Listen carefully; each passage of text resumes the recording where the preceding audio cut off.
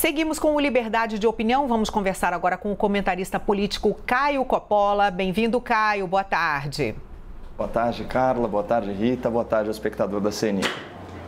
Caio, todos os estados, mais o Distrito Federal, receberam as doses da vacina contra a Covid-19 no Brasil. A previsão era de que a imunização começasse ontem, por volta de 5 da tarde, mas em muitos estados a vacinação foi adiada. Apesar desse cenário, o ministro da Saúde, Eduardo Pazuello, negou que tenha havido atrasos na distribuição das doses e disse que foram os governadores que pediram para antecipar as entregas. Vamos ver. Nós tínhamos uma previsão de fazer toda a logística hoje e os estados fazerem a logística amanhã para os municípios. E a partir daí a gente iniciar a campanha na quarta-feira. Os governadores, em comum acordo, me solicitaram que eu acelerasse ao máximo a distribuição para que eles pudessem começar imediatamente ainda hoje. Então, aquilo que era planejado até hoje, às 8 horas da manhã, para acontecer durante o dia, está sendo encurtado para poder atender o pedido dos governadores. Bom, Caio, o atraso que ocorreu na entrega das doses em alguns estados é problema de logística do governo ou é algo que seria esperado numa operação desse tamanho? O Pazuello é chamado de grande especialista em logística. Na sua opinião, há alguma falha dele nesse sentido? Ele não é apenas chamado de grande especialista de logística, ele é de fato, né? A gente tem, pelo menos ainda recentemente, pelo menos duas notas biográficas que são muito relevantes, né? Que é a coordenação do Exército, né?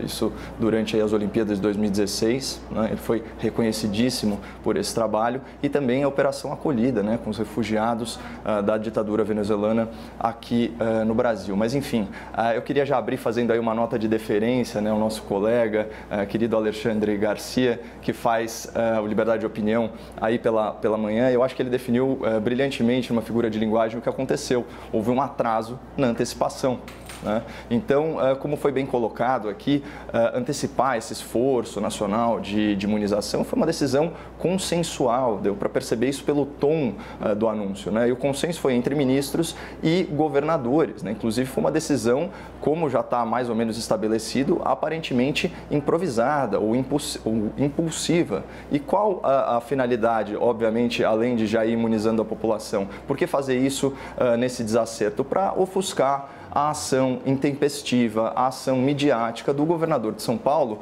que usurpou um momento do Brasil para si, né? Então, a gente desperdiçou aí essa oportunidade de ouro, né, de sinalizar a superação de divergências políticas em nome do interesse público. Então, no final das contas, esse stunt político do Dória, né, gerou aí um pioneirismo de pouquíssimas horas. Ele foi ofuscado realmente pelo Programa Nacional de Vacinação. E é muito importante pontuar que, se de fato o interesse do governador era imunizar a população, ele poderia ter feito isso sem alarde. Vamos calcular quanto tempo e quanta energia foi despendido só na ação marqueteira de divulgação, de convocação da imprensa.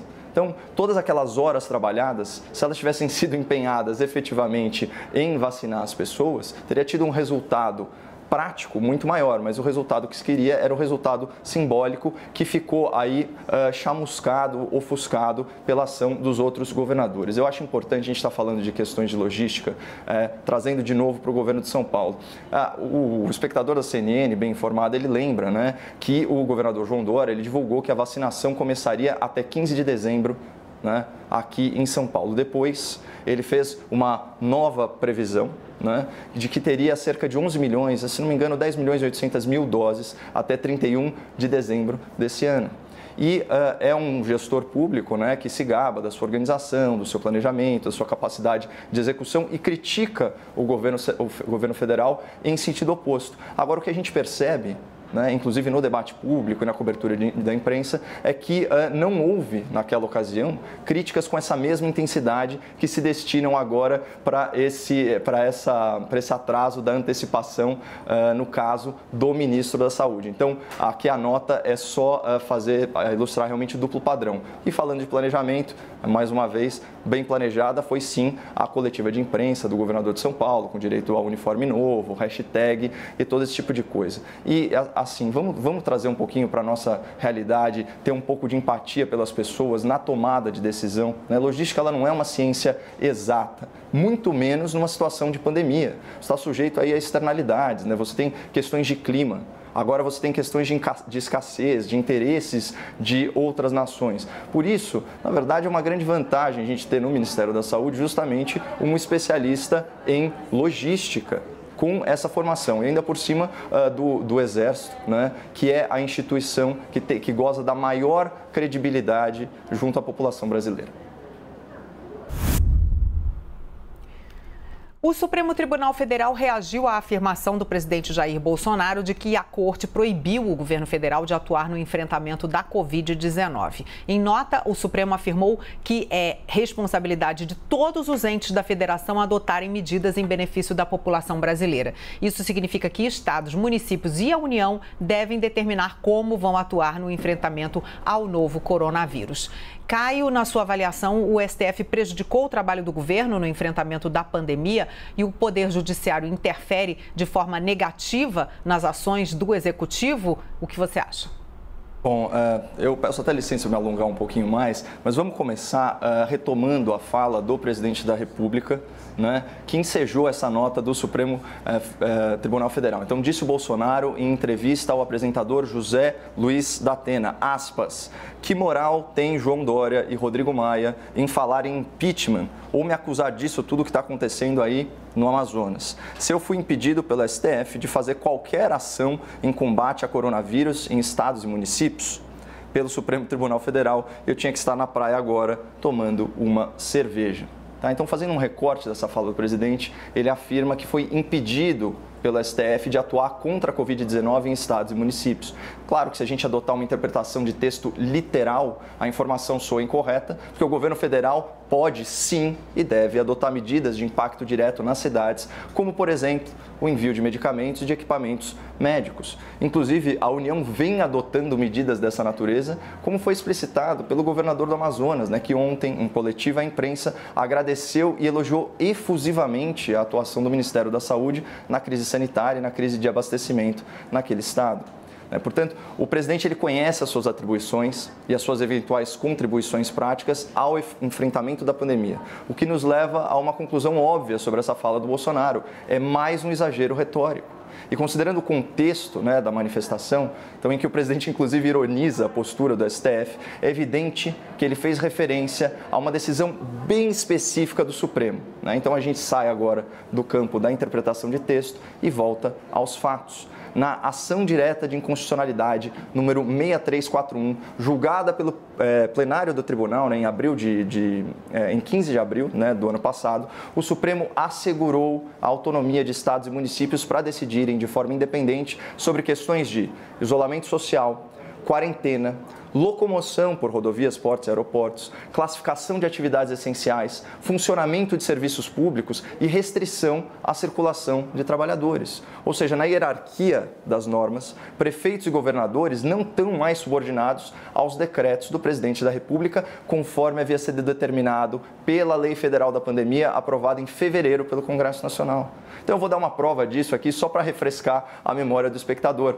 Lembra quando Bolsonaro, em 11 de maio, decretou que salões, barbearias e academias passariam a constar daquela lista de atividades essenciais? Então, naquele mesmo dia, 17 estados, mais o Distrito Federal, já foram à imprensa e declararam que não permitiriam a abertura desses estabelecimentos. E eles nem precisavam ter se manifestado, porque, em decorrência da decisão do STF, a liberação não era automática.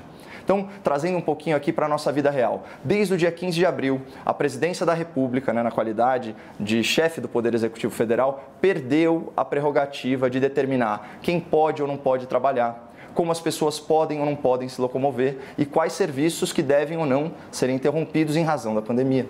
Ou seja, espectador, o que isolou a população em casa, o que fechou milhares de empresas, o que causou a demissão de milhões de trabalhadores, o que empobreceu as famílias e o que tirou os jovens da escola foram decisões políticas impostas por decreto por prefeitos e governadores, fundamentados naquela decisão do STF, a ação direta de inconstitucionalidade número 6341, à disposição para quem quiser pesquisar.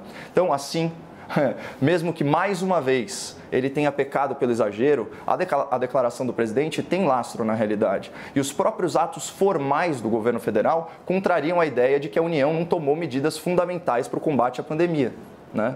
Mas principalmente o combate às consequências devastadoras da paralisação econômica decretada pelos governadores e prefeitos. Então, eu acho importante dar destaque a algumas dessas ações, né? Então, a aprovação célere e tempestiva da lei da pandemia em conjunto com o Congresso Nacional, facilitando aí o processo licitatório, as contratações do poder público, né, em decorrência da emergência de saúde, a ajuda fiscal de 44 bilhões negociada com o parlamento, com os estados e com os municípios, que, segundo a própria instituição fiscal independente do Senado, superou a queda de arrecadação de 24 unidades da federação.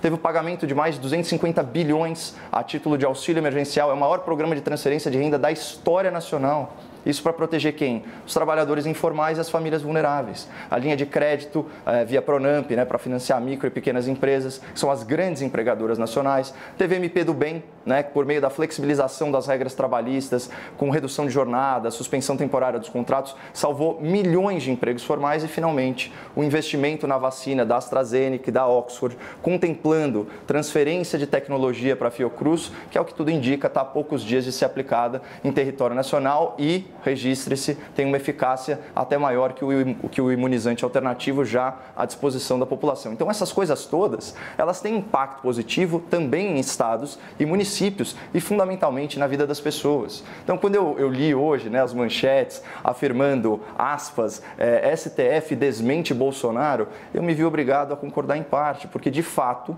o governo federal realizou muitas ações de combate à crise, apesar do tribunal ter esvaziado algumas prerrogativas do presidente da República. Desculpa, Caio, eu peguei um trecho aqui no site do STF, só para deixar claro o que é que exatamente o STF faz nesse esclarecimento, quando ele diz que, como você citou, as medidas de distanciamento, isolamento, funcionamento de escolas, comércio, atividades e etc., né, são dever dos estados, mas não a seu bel prazer. O STF esclarece que são eficazes, que sejam eficazes para a redução do número de infectados e óbitos, como demonstra a recomendação da Organização Mundial de Saúde, e isso não inviabiliza a competência geral, como você disse, da União para estabelecer medidas restritivas em todo o território nacional, caso entenda necessário. Então, bem especificamente... Mas, Carla, só para esclarecer também ao espectador, havendo conflito, prevalece o entendimento do governador e do prefeito sobre o decreto. A prova mais eloquente disso foi esse exemplo que eu acabei de dar, quando o Bolsonaro coloca na lista de atividades essenciais as barbearias, os salões, etc., e os governadores não adotam e sequer precisariam se manifestar nesse sentido, porque, afinal de contas, a abertura não seria automática, né? Então, é só realmente uma questão de esclarecer o juridiquês, principalmente para quem é mais leigo em assuntos, enfim, de direito. Ok, Caio, eu recomendo que as pessoas leiam então no site do Supremo Tribunal Federal para ver especificamente que a Organização Mundial de Saúde muito provavelmente não fala em salões de beleza. Mas eu agradeço aqui a sua participação no Liberdade de Opinião. Muito obrigada, Caio. Até amanhã. Até amanhã, Carla. As opiniões emitidas...